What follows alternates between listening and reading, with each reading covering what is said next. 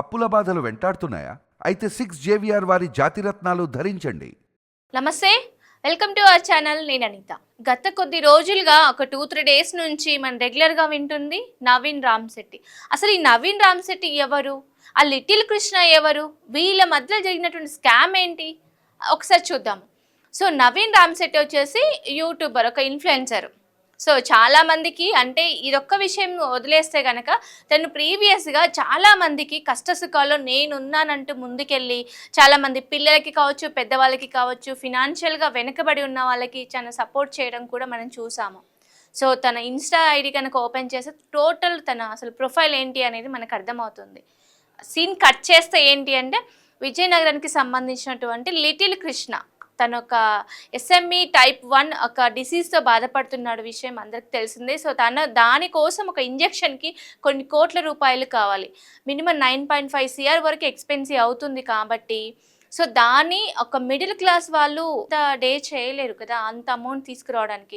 So దానికోసం ఏంటి అంటే ఒక యూట్యూబర్ ఇన్ఫ్లుయెన్సర్ని ఎవరైతే లిటిల్ కృష్ణ పేరెంట్స్ ఉన్నారో సో వాళ్ళు వచ్చి తనని అప్రోచ్ అవ్వడం జరిగింది.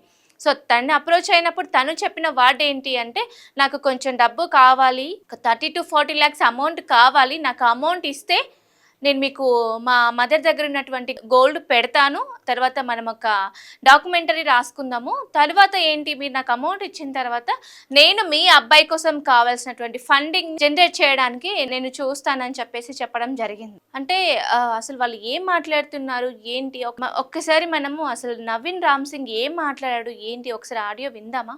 ఇప్పుడు నేను అడిగేది ఏంటంటే, మనకి డే 1 మనం మీ బావగారు కలిసామా? ఆ మ్యాటర్ తెలుసా వాళ్ళకి? ఎవరికి? రమణ వాళ్ళకా? రమణ వాళ్ళకి ఏం చెప్పలేదు బ్రో. అది చెప్తా కెరీర్ వెళ్ళిపోతుంది బ్రో. నిజంగా చెప్పలేదు కదా? లేదు, చెప్పలేదు. ప్రామిస్ చెప్పలేదులేండి. అంటే మరి ఎందుకు అడుగుతున్నాడు అన్నమాట? నాకు అర్థం కాలేదు మరి. అదే ఆ 11.5 గురించే మాట్లాడుతున్నారు వాళ్ళు. ఆ 11.5 కాదు అన్న, నాకు అది కాదు. ఇంకోటి పెయిడ్ కూడా చెప్పలేదు కదా నువ్వు? పెయిడ్ లేదు, చెప్పలేదు అన్న. అది చెప్పు, నా జీవితం క్లోజ్ అయిపోయినట్టే తెలుసా. ఎందుకంటే అసలు అంతా దీనికే పిచ్చెక్కించేస్తున్నారు. ఇంకా అది కానీ ఈ మన ముందు మీ బావగారితో మనం మాట్లాడింది కానీ ఆ రెండు ఎట్టి పరిస్థితుల్లో ఎన్ని సిచ్యువేషన్లు వచ్చినా మీకోసం ఎంత చేశారు అది మాత్రం నా కోసం చేయన్న చాలు. ఎందుకంటే మొత్తం అందరితో గొడవ అయిపోతుంది. అంటే ఇప్పుడు మీ వాయిస్ రికార్డ్ బయటికి రాకూడదని చెప్పి గొడవ దిగి వాళ్ళంతా ఊరుకున్నారు. ఇప్పుడు మళ్ళీ అది అంతా రివర్స్ అయిపోతుంది. ఇప్పుడు వీళ్ళిద్దరు నన్ను ఎందుకు తిడుతున్నారు మరి? ఆ పాయింట్ నాకు చెప్తారా కొద్దిగా? నాకు అది తెలియాలి కదా. లేదు, ఆ 11.5 గురించి అడుగుతున్నారు మాటికి. మీకు ఎందుకు చెప్పారు? మాకు అందరికీ కన్సల్ట్ చేసేయచ్చు కదా 11.5, మాకు అందరికి చెప్పకుండా ఎందుకు చేసేసారు అవన్నీ అడుగుతున్నారు. అవును. సో తను మాట్లాడుతున్నది వింటే నిజంగానే స్కామ్ చేశాడని మనకు అర్థమైపోతుంది.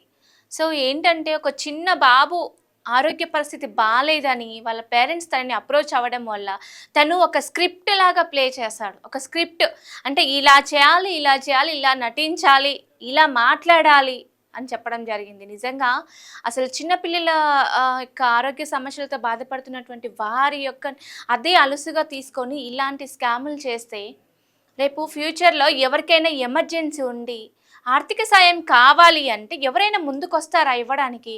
అసలు జెన్యున్గా నమ్ముతారా? నిజం చెప్పాలంటే తను ఎక్కడైతే అమౌంట్ తీసుకున్నారో ₹1 ఇచ్చిన పర్సన్స్ నుంచి కూడా కొన్ని లక్షల వరకు ఇచ్చిన జనాలు ఉన్నారు. సో వాళ్ళందరికీ తను సమాధానం చెప్పాలి ఇప్పుడు. సో ముఖ్యంగా చూసుకుంటే ఏంటి అంటే తను నిన్న మొన్నటి వరకు నేను స్కామ్ చేయలేదు, నాకేం తెలీదు, నాకు వీటికి వాటి సంబంధమే లేదు, నేను కేవలం ఆ లిటిల్ కృష్ణ కోసమే చేశాను ఫండింగ్ అనేది, సో నా ఓన్ ఎక్స్పెన్సీ కాదు అని తను ఒక ఎలిగేషన్స్ ఇవ్వడం కూడా మనం చూసాం. నిజంగానే అలా అనుకుంటే ఫర్ ఎగ్జాంపుల్ ఇంకొక విషయం ఏంటి అంటే ఈ వీడియోలో మనం విన్నది ఏంటి అంటే ఎవరైతే బిగ్ బాస్ విన్నర్ కళ్యాణ్ పడాలా, అలాగే Pulsar bike Ramana and Sai spark and crazy money, ఇంకొక ఫీమేల్ ఇన్ఫ్లుయెన్సర్ కూడా ఉన్నారు. సో వీళ్ళందరికీ లిటిల్ కృష్ణది వీడియో చేస్తే పెయిడ్ ప్రమోషన్ ఇచ్చారు. సో ఆ ఒక్క వీడియోకి వీళ్ళ 5గురు కలిసి తీసుకున్న అమౌంట్ 12 lakhs. తను క్లియర్గా చెప్తున్నాడు, అసలు మనం పెయిడ్ ప్రమోషన్ చేశామని కూడా తెలిస్తే బాగోదు, నా లైఫే అయిపోతుంది, సో నేను చేసినటువంటి మిస్టేక్కి అసలు రికార్డ్ చేయట్లేదు కదా అని చెప్పేసి తను క్లియర్గా చెప్తున్నాడు ఆడియోలో. అంటే ఏమంటారు కదా, దొరకనంత వరకు దొంగ దొరలానే బతుకుతారు, దొరికిన తర్వాత ఇలా ఉంటుంది. అసలు నిజంగా చెప్పుకోవాలంటే ఇలాంటి వాళ్ళని ఏమనాలి, సొసైటీ ఎలా నమ్ముతుంది? ఇప్పుడు ఏపీ అండ్ తెలంగాణ 2 తెలుగు రాష్ట్రాలు మీకు మేమున్నామంటూ ఆ అబ్బాయి కోసం ముందుకొచ్చి ఎంత అమౌంట్ ఎవరికి తోచినంత సాయం చేశారు. సో అవన్నింటినీ కూడబెట్టుకొని నువ్వు ఒక మినిమం 2 కోట్ల వరకు స్కామ్ చేయడం ఎంతవరకు నిజం, ఎంతవరకు న్యాయం అంటారు చెప్పండి? 9.5 వరకు ఎక్స్పెన్సివ్ అవుతే 11.5 చూపిస్తున్నారు. ఇదేంటి అని అడిగితే ఇంకొక కిడ్ అంటే ఇంకొక బాబుకి కూడా మేము చేస్తున్నాము, బట్ ఏంటంటే తన అకౌంట్ మీదనే చేస్తున్నాము, తన పేరు మీదనే చేస్తున్నాము అని చెప్పడం జరుగుతుంది. సో సరే, నువ్వు అంత మానవత్వవాదం దృక్పథంతో నువ్వు ఉన్నప్పుడు అది ఇంకొక అకౌంట్ క్రియేట్ చేయొచ్చుగా, ఇంకో పర్సన్ ఇంకో బాబుది పెట్టొచ్చు కదా, తన అకౌంట్లోనే ఎందుకు జమ చేస్తున్నారు, తన అకౌంట్ నుంచి నువ్వు ఎక్స్పెన్సివ్ ఇంత ఎందుకు చూపించాలి? సో ఇప్పుడు ఈ 2 తెలుగు రాష్ట్రాలు ముందుకొచ్చి అడుగుతున్న క్వశ్చన్ ఏంటంటే, ఈ 2 కోట్ల స్కామ్ ఎందుకు జరగాలి? నువ్వు ఇలాంటివే కాదు, ఇంకా నువ్వు చాలా చేసావు, మేము చూసాము, మేము నమ్మాము, నమ్మినందుకే కదా నీకు ఇంత అమౌంట్, మేమందరము ఆ అబ్బాయి కోసం ఇంత అమౌంట్ నీకు డిపాజిట్ చేసింది, కానీ నువ్వు తీరా చూస్తే టోటల్గా స్కామ్ చేసావు. సో జనాలకు చూడడానికి ఏమో నా సొంత కారు అమ్మాను ఎందుకంటే వాళ్ళకి డబ్బులు ఇవ్వడానికి, నా ప్రాపర్టీస్ అమ్మాను ఎందుకంటే వాళ్ళకి ఫినాన్షియల్గా స్టేటస్ బాగాలేదు కాబట్టి నా వంతు సహాయం నేను చేస్తున్నానని చెప్పడం కూడా జరిగింది. సో మనకు వచ్చినటువంటి ఇదొక్క వీడియోనే కాదండి, ఇంకా కూడా ఉన్నాయి, ఒకసారి మనం ప్లేస్ చేసి చూద్దాం. నాకు ఫోన్ వచ్చింది, ఎవరు అన్ని మూసుకొని చెప్పింది చేస్తే అంత నార్మల్ వద్దు 1 week లో అన్నారు. అంటే మా గవర్నమెంట్ నుంచి సపోర్ట్ వద్దు, మిగతా పిల్లలు చేయను అన్నాం కదా SMS స్కీమ్. అక్కడ అంటే అన్ని పెద్ద పెద్ద చేసేస్తానని చెప్పి నువ్వు పెద్ద పుడింగువా అని చెప్పి ఇప్పుడు అందరూ నెగిటివ్ అన్ని చేపిస్తున్నారు. నా మీద అడిగంటే అలవాటు అయింది కదా. బేసిక్ గా నేను కాల్ పట్టుకోగానే మీ టాపిక్ అక్కడ క్లోజ్ అయిపోయింది. తర్వాత మళ్ళీ ఎందుకు పెట్టేశారు అంతా నార్మల్ అయిపోయిన తర్వాత? ఇది రీజన్. అదే నా వాయిస్ అయితే నడుస్తుంది కదా అన్నిటిలోనే. ఇప్పుడు మీరు స్క్రిప్ట్ అని చెప్పేసింది వాయిస్ వెళ్ళిపోయింది, డబ్బులు ఇవ్వడం అనేది కూడా ఇప్పుడు డబ్బులు ఇవ్వడం అన్నది కూడా నేను ఒకటి చెప్తాను, చెప్పండి. ఇప్పుడు నేను ఎవరైతే పల్సర్ బైక్ రమ్మన్నాడో అన్న ఒకటి క్లారిటీ, ఇప్పుడు సీడియం మిషన్స్ ఇందులోని నాకైతే పేరెంట్ ఇప్పుడు ఎగ్జాంపుల్ కి నాకు 5 lakhs అని చెప్పారు, పోనీ ఆడికి నాకు కలిపి 5 to 10 lakhs ఉంటుందని చెప్పాను, పర్టికులర్ గా 5 అని చెప్పలేదు ఇద్దరికి. ఇప్పుడు అది అలాగే ఇస్తామని చూపిస్తాం అసలు 5 to 10 lakhs. మరి ముందు మనం అలాగే మాట్లాడుకున్నాం కదా, మీరే సజెస్ట్ చేశారు కదా అది. అవును, అది ఇంకా వద్దు, ఇంకా మనకి క్యాష్ అనేసి పల్సర్ బైక్ రమ్మచ్చు. సో ఇదండి, ఇలా వింటూ ఉంటే ఇంకా చాలా ఆడియోస్ కూడా ఉన్నాయి. ఓవరాల్గా ఒక 3 ఆడియోస్ మనకు రావడం జరిగింది. సో తను చెప్పింది ఒకటి, స్క్రీన్ మీద ఆన్ స్క్రీన్ అది చెప్పింది నిజాయితీగా ఇలా చేశాను అలా చేశాను చెప్పడం, ఆఫ్ స్క్రీన్ చూస్తే ఇలాంటివి ఉంటాయి. అసలు ఇలాంటివి వచ్చిన తర్వాత ఇంతకుముందు కనుక్కున్నట్టుగానే సొసైటీ నమ్ముతుందా? రేపు ఇంకొకరికి ఎవరికైనా కావాల్సి వచ్చినప్పుడు, మనీ నీడ్ ఉన్నప్పుడు అసలు ఎవరు ముందుకొస్తారు? ఇలాంటి ఎవరైనా దాతలు ముందుకొచ్చి నేనున్నానంటే ఎవరైనా ఒక ధైర్యం ఇస్తారా? ఇలాంటి స్కాములు జరుగుతుంటే ఎంత అంటే సింపుల్గా తను మాట్లాడుతుంది ఏంటి, మనది కనుక బయటికి వెళ్తే నా ఫ్యూచరే పోతుంది, జాగ్రత్త బ్రో అది అని చెప్పి మాట్లాడడం జరిగింది. సో నేను కాల బేరానికి వచ్చాను, 1 weekలో చాప్టర్ అంతా క్లోజ్ అవుతుంది అని చెప్పాడు. అసలు తప్పు చేసిన వాడే కదా బెగ్గింగ్కి వచ్చేది, కాళ్ళ బేరానికి వచ్చే తప్పు చేసిన వాళ్ళే కదా. తప్పు చేయనప్పుడు నువ్వు కాలు మొక్కాల్సినంత అవసరం ఏమొచ్చింది చెప్పు? ఒక చిన్న పిల్లాడిని ముందుకేసుకొని నువ్వు ఎంతవరకు సంపాదించుకుంటున్నావు? అసలు ఇది ఎంతవరకు న్యాయం? నిజం చెప్పాలంటే ఈ ఆడియోస్ అన్నీ మనకి రావడానికి రీజను కొద్దిమంది ఇన్ఫ్లుయెన్సర్స్, యూట్యూబర్ ఇన్ఫ్లుయెన్సర్స్, వైజాగ్ చెందినటువంటి వాళ్ళు ముందుకొచ్చి ఈ నవీన్ రామ్ సింగ్ గురించి ఈచ్ అండ్ ఎవ్రీథింగ్ ప్రతిదీ మా దగ్గర ఉంది, ప్రతి ప్రూఫ్ మా దగ్గర ఉంది, అందుకే మేము నిలదీస్తున్నాం అని చెప్పేసి వాళ్ళు ముందుకు రావడం జరిగింది. ముందుకొచ్చి అసలు తన గురించి డీటెయిల్గా ప్రతి ఒక్క మీడియా ఛానల్కి వాళ్ళు చెప్పడం కూడా జరుగుతుంది. సో ఎవరైతే ఉన్నారో మనం ఇంతమందికి అనుకున్నట్టుగానే Bigg Boss winner Kalyan Padala కావచ్చు and Pulsar bike Ramana, so వీళ్ళకంటే ఒక క్రేజీ ఉంది. మంచి మంచి ఇమేజ్ కూడా ఉంది. సో అలాంటి వాళ్ళు కూడా పెయిడ్ ప్రమోషన్ చేయడం ఏంటి? కావాలంటే ఒక బాబు కోసం ముందుకొచ్చి సేవా దృక్పథంతో వీడియోస్ అంటే డబ్బులే కాకుండా ఫ్రీగా చేయొచ్చు కదా. సో అంటే తెలియకుండానే ప్రతి ఒక్కరు ఇందులో ఇన్వాల్వ్ అయి ఉన్నారా?